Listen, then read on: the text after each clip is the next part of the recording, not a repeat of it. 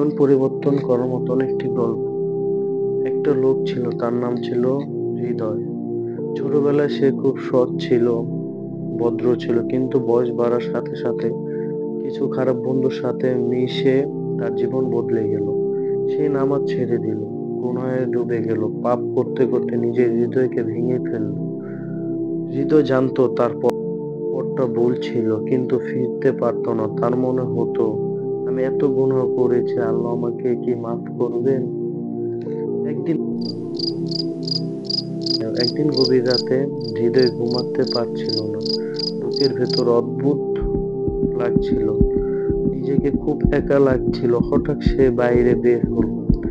আকাশের চাঁদ ছিল, সে আলো দেখে তার চোখে পানি এসে গেল।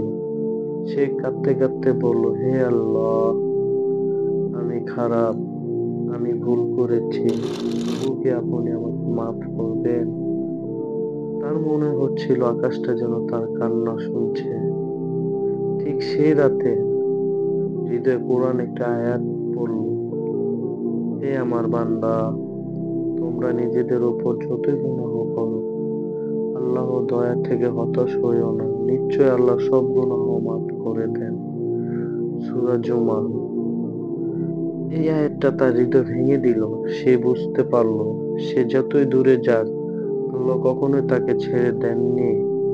পরের দিন হৃদয় জীবনের নতুন শুরু করলো। ও চাইলে মানুষের জীবন পরিবর্তন করে দিতে পারে, একমাত্র আল্লাহর দয়া।